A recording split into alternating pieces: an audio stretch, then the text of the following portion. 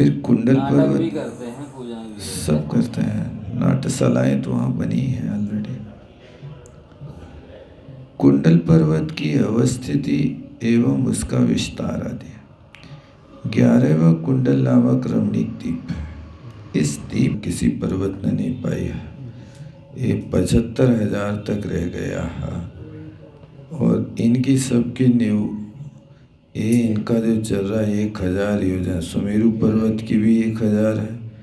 तो अभी कौन सा 11वां आ गया ना, 11वां कुंडल द्वीप 75,000 योजन की ऊंचाई पे पहुंच गया। बहुत अच्छा। पर्वत के जो चारों दिशाओं में काले काले आयतन बनाए, इनमें तो ये मंदिर है चारों दिशाओं में, लेकिन एक एक दिशा में ये 4-4 कूट बने हुए हैं। इन कूटों में देवों के वास हैं। यहाँ पर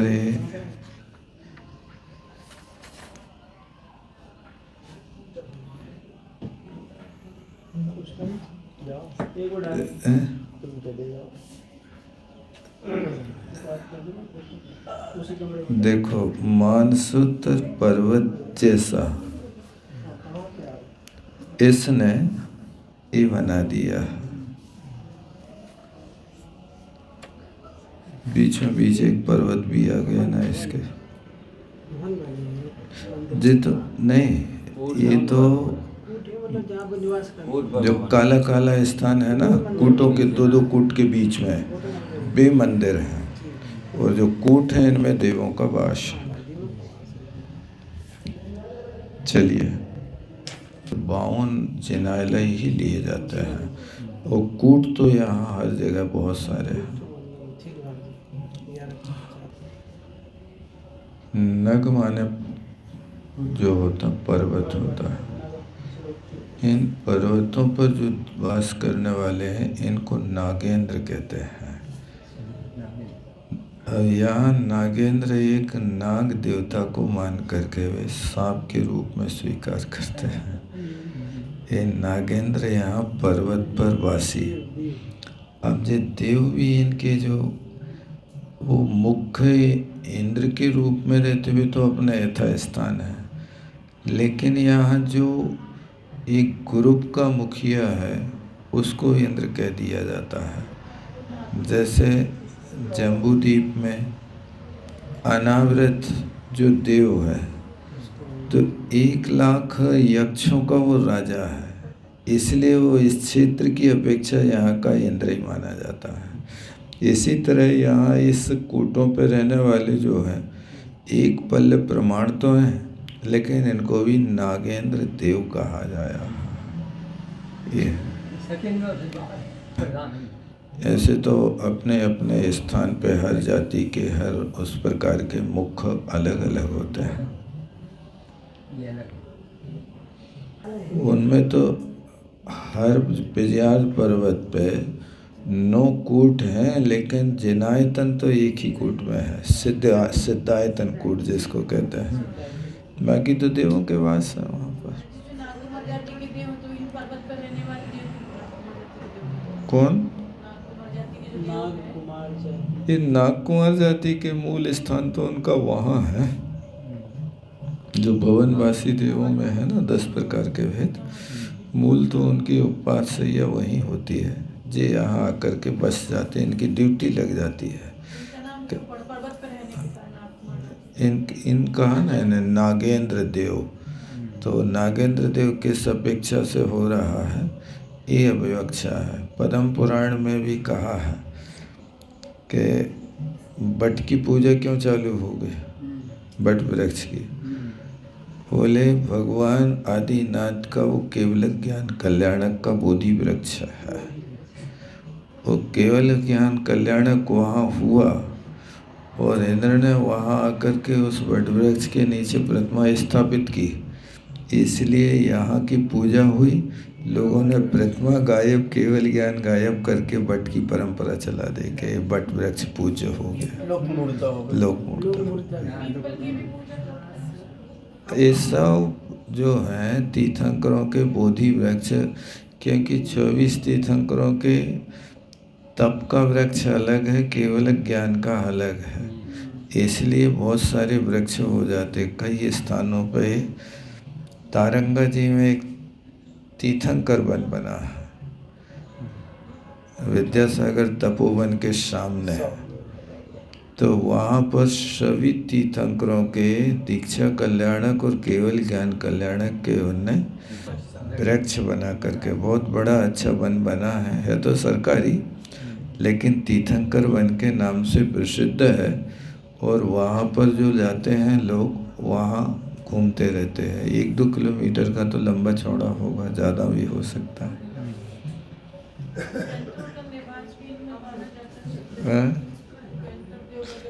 व्यंतरों का तो वास रहती है, देव तो सर्वत्र हैं।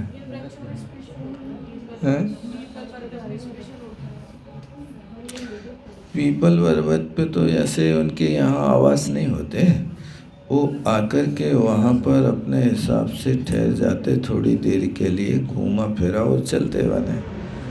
अब वहाँ आए और कभी भी आए बैठे, उसी समय कोई व्यक्ति के साथ घटना घट गई तो ऐसा होता रहता। नहीं तो ये सुखिया सुफावी हैं। ग्रंथों में देखो उनने लिखा कैसा घटिया क्वालिटी का देव, अपने यहाँ के चक्रवर्ती से भी अनंत गुणा सुख उसको होता है। तो वो अनंत गुणा सुख छोड़ करके यहाँ पीपलों पे कुछ अपना समय व्यतीत करेगा, ये क्यों करेंगे? लेकिन फिर भी एक कवि आके बैठ जाते हैं वहाँ पर, उनका स्थान देवस्थान कहलाता है। आ जाएं, बैठ जाएं उस समय के लिए, तो उसके लिए इसीलिए कहा कि अपन को निस्सही असही करके ही उसका करना। साधुओं की भी 13 प्रकार की क्रियाओं में 2 क्रियाएं तो ये मानी जाती हैं। प्रवेश करते हो तो निश्चयी, वहाँ से गमन करते हो तो असही। ये हमेशा बोलना चाहिए, असही निश्चयी का प्रवेश। ये तो मंदिर मात्र में जाते तब असही निश्चयी बोलते हैं। गृह प्रवेश आदि भी होता है तो उसमें भी असही निश्चयी का प्रयोग करना चाहिए। अपने कमरे में भी आकर के भी बैठ गए, आप जा कर के वहाँ अपना काम करने लगे, तो ये असही निश्चयी का प्रयोग करते रहना चाहिए।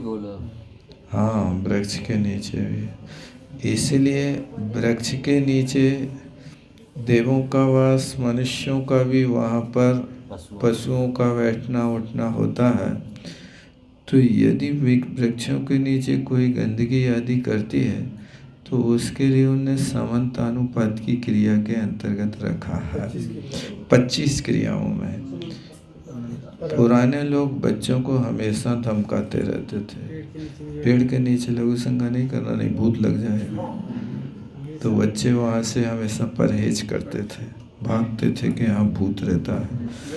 तो एक कहने का अभिप्राय यही था कि वे मुख्य चीज़ समझे या ना समझे कि 25 क्रिया में एक क्रिया है, लेकिन उसकी परंपरा तो वे रूढ़ी से चलाते रहते थे। ये उसका रहस्य होता था। बहुत अच्छा। स्थायी भी कर सकते हैं, जैसे जब तक मैं यहाँ बास कर रहा हूँ तब तक के लिए निसही असही जानना। अब कहाँ 50 बार कमरे में आना जाना है, ऊपर छत पे जाना कहीं जाते हैं ना। हाँ, एक बार कह दिया स्थायी। देखो, देश व्रत स्थायी नहीं होता। देशों का सिख तो घड़ी घंटा दिन आदि के लिए रोज रोज करना पड़ता है। 15 दिन का तो हो सकता है, 2 महीने 2 महीने। देखिए, यावत काल पर्यंतम आवासो भविष्यति तावत काल पर्यंतम में होता है। मास तो मास पक्ष। हाँ, तो ये होता है। 1 साल तक का देशावकाश से गुजरता ले सकते हो। 3-4 मास ये देशावकाशिक व्रत के अंतर्गत आता है। जे देव से आज्ञा लेने के लिए नहीं है, आपको रहने के लिए है कि आप 1 साल तक यहाँ से कहीं नहीं जाएंगे। वो देवता के लिए समझाना थोड़ी है।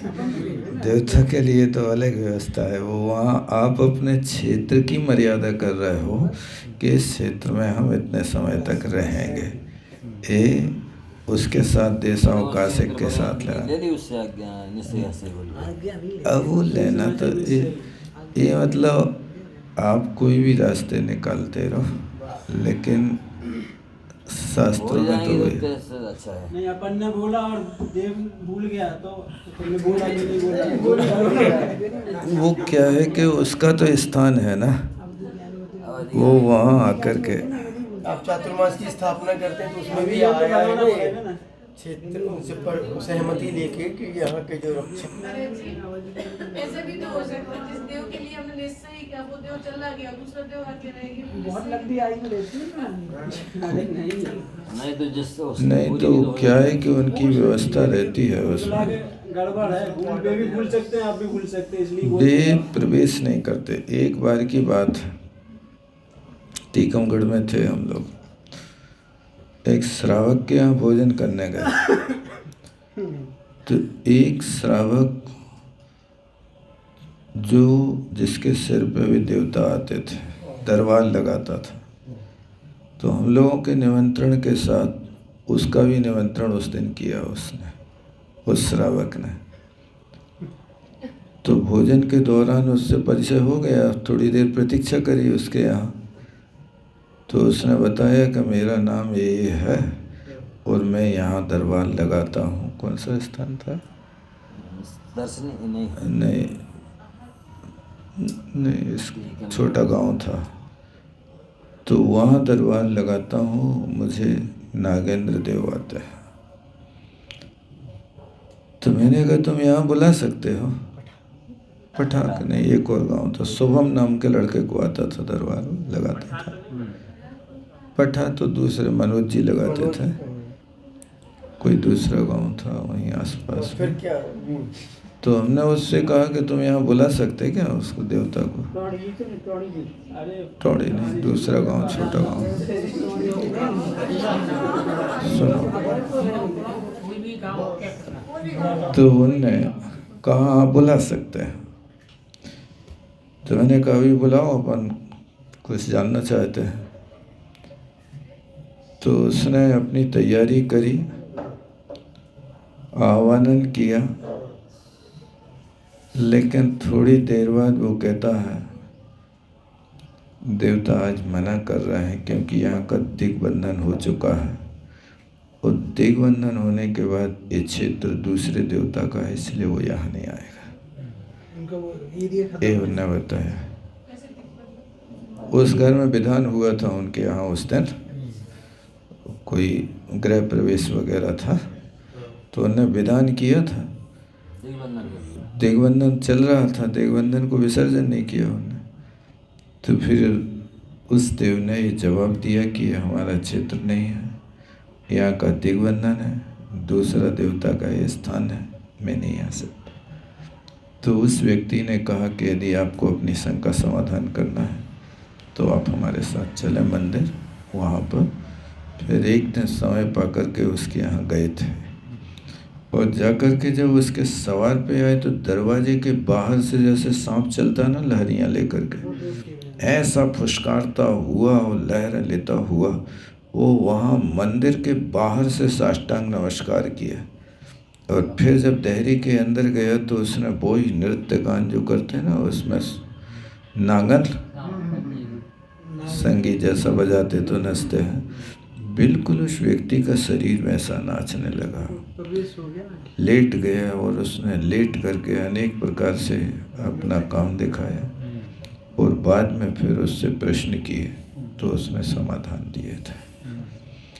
तो एक क्षेत्र में यदि कोई जिसकी ड्यूटी है, जिसकी सीमा है, बस वहीं तक रहेगा। एक थाने की सीमा थानेदार की अपने उस क्षेत्र की सीमा होती है, उसके बाहर इस थानेदार का प्रवेश नहीं होगा। कितने बार अजय श्री को पुलिस भेजने आती थी और उसके थाने की सीमा पूरी होती तो सलूट मार के, गुरुजी अब मैं चलता हूँ, मेरी सीमा समाप्त है। उनकी सीमा में वो प्रवेश नहीं करते थे पुलिस वाले, कितने दूसरे आ जाते थे। दूसरा हाँ आ जाता था, लेकिन पुल के इस पार वो है, पुल के उस पार से दूसरी पुलिस लग जाती थी। तो इस तरह से इनकी भी सीमाएं बनी हुई हैं। उस समय से लगा कि दिग्बंधन का भी प्रभाव होता है। दिग्बंधन के माध्यम से देवता अपनी सीमा का उल्लंघन नहीं करता है, इसलिए शास्त्रों में दिग्बंधन का उल्लेख आता है, विधान वगैरह में होता है, तो दिग्बंधन अच्छे से करते। पंचकल्याणक नहीं, सामान्य विधान कर देंगे। विशाल हो गए तो उनके ऊपर पिरामिड जैसे नहीं है। हाँ कूट कूट है। 1000 योजन बहुत होता है ये तो। हाँ, इस कुंडल द्वीप का वो राजा बन गया। और इसके अंतर्गत जितने देवता होंगे उनका शासन ये करेगा, स्वामी ये हो गया। परिवार उनका पूरा ये हो गया। परिवार तो होंगे, लेकिन परिवार के अलावा इनके साथ में जो ड्यूटी करने वाले हैं ना, परिवार तो एक सीमित होगा। उनकी जो मतलब 32 देवांगनाएं होंगी वो परिवार होगा। इसके अलावा जो रक्षक देव हैं तो ये उनके साथ परिकर में, जैसे एक थानेदार के साथ में 8 पुलिस या कितनी पुलिस रहती है। एक हवलदार, कितने रहते बताओ? 8 ही रहते ना। 8 पुलिस वाले रहेंगे, एक हवलदार रहेगा, एक थानेदार, इतनी टीम है। तो अब जो 10 लोग थानेदार के परिवार के नहीं हैं, थानेदार के परिवार का तो उसके बंगले में रहने वाला परिवार है। ये तो इनके अंडर में रहने वाले इतने व्यक्ति हैं, इनको परिवार नहीं कहते। अभी 11वां 75,000 योजन था, 84,000 योजन आ गया। 13वां द्वीप, यानी जितना अंजनगिरी है उतना ये पर्वत का विस्तार, द्वीप का विस्तार हो गया। बहुत अच्छा। सबका नीचे जो रहेगा 1000 योजन गहरा ही रहेगा, इसमें कमी नहीं होगी।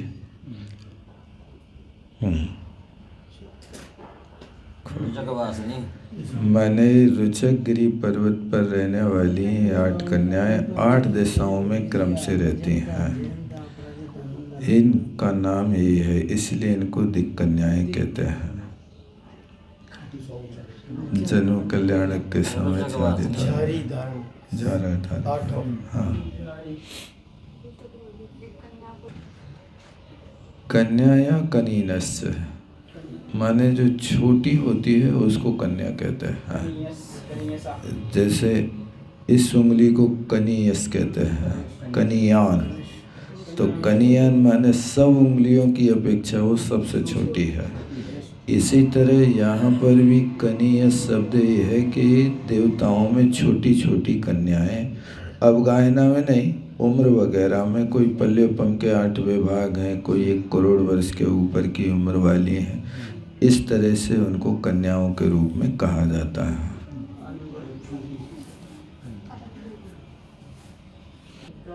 जब उम्र में भी जब तक 12 वर्ष की होती तब तक कन्या होती है। 12 वर्ष के बाद फिर उसको कन्या नहीं कहते हैं। कन्या भोज कराते हैं तो इन्हीं को कराते जो 5 से लेकर के 8-10 साल तक की होती हैं। फिर उसके बाद कन्या भोज नहीं होता उनका, नहीं, छोटी बुलाते हैं। इनका राजा कौन सा है? उस राजाओं के हित में, जैसे एक थानेदार के अंतर्गत में लेडीज पुलिस भी तो होती है। क्या काम करना है उनको? वो लेडीज को संभालती है, इनको संभालती है। इसी तरह इनका भी है। हाँ, वो ये सब वे तो राष्ट्रपति की तरह है। श्री हिरी धृति कोई छोटी कन्याएं नहीं है उनके पास। सामान्य पैसा करोड़ों की संख्या में उनके परिवार बताए हैं, छोटे थोड़ी हैं। नहीं, ऐसा कोई उल्लेख नहीं किया कि ब्रह्मचारिणी है। वर्णिक होते ही गुणस्थान पंचम हो जाता है। देवताओं के कोई पंचम गुणस्थान नहीं होता है। वे देव ऋषि कहलाते हैं, बैरागी होते हैं, एक भवतारी होते हैं, लेकिन इतना सब होने पर भी गुणस्थान उनका चौथा ही रहेगा। चाहे लौकांतिक देव हो, चाहे सर्वार्थ सिद्धि के देव हो, चाहे कोई भी हो, गुणस्थान इनका विकास नहीं होगा। अब इनने नारद के लिए देव ऋषि कहा है तो इसलिए कहा है कि देवों ने इसका पालन करके अध्ययन अध्यापन सब कलाएं सिखाई हैं, इसलिए इसको देव ऋषि संज्ञा ऐसी पद्म पुराण में रखी है। इसको आना है तो 56 कुमारी रुचिक वासनी और कुछ यहाँ पर कुंडलगिरी वासनी, ऐसे इनकी इन दिशाओं में 8-8 का समुदाय बना दिया। देखो थी झारी वाली और ये 8 दक्षिण दिशा की हो गई, 16 दर्पण लेकर के खड़ी रहते हैं। और सब गिनती बता देंगे 56 की। रुचकगिरी पर्वत पर रहने वाली 8 दिक् कन्याओं की आ गई हैं। ये श्री हिरी तो यहाँ भी है, लेकिन वहाँ पर ये रुचक वासनी है। जिन जन्म कल्याण में चवर धारण किया, अरे आप समझ नहीं रहे, नाम ये है उनके कि जो उनके इनके हैं वो वहाँ पर हैं।